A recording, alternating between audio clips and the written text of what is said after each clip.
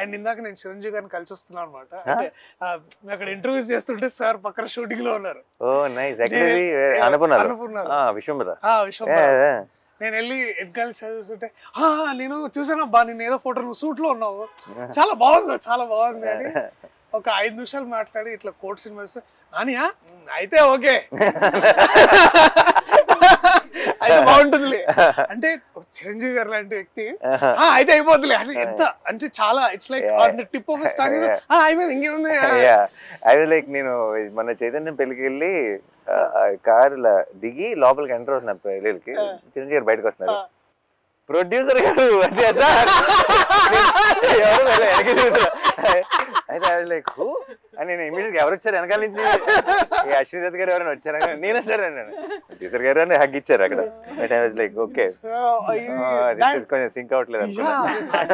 అది వారికి ఒక చిన్న మాట ఉండొచ్చు కానీ మనకి ఎంత అందరికి ఇట్ ఫీల్స్ లైక్ ఓకే మనం చేసేది అంటే ప్రతిసారి we are always under some kind of doubt కానీ ఇన్సెక్యూరిటీ కానీ బట్ ఐ స్టిల్ అన్నకు కథ చెప్పేసి నేను వీడు టెన్షన్ అనమాట, ఓకేనా ఏమంటారు ఓకేనా. So and then and so that one day I felt the review today I can say that proudly is that ఒక వ్యక్తి ఉన్నాడు ఆయన చెప్పేదే పాటిస్తాడు. and also he expects that and also నాకు బాగా గుర్తు ద వన్ మూమెంట్ ఇది ఏంటంటే సారీ ఇంకొంచెం వేరే మాట్లాడుతున్నా. ఆ సినిమా రిలీజ్ రేపు, ఇవాళ అక్కడ యుఎస్లో షోస్ ఉన్నాయి, నాకు చాలా వణుకు ఆగలేక నేను రాత్రి ఆఫీస్కి వచ్చా 11:30కి.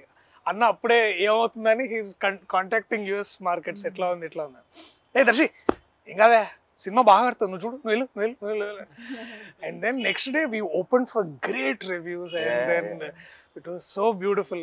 It was it collected close to million or something there in it's అసలు ఇంతకుముందు నెవర్ హర్డ్ ఆఫ్.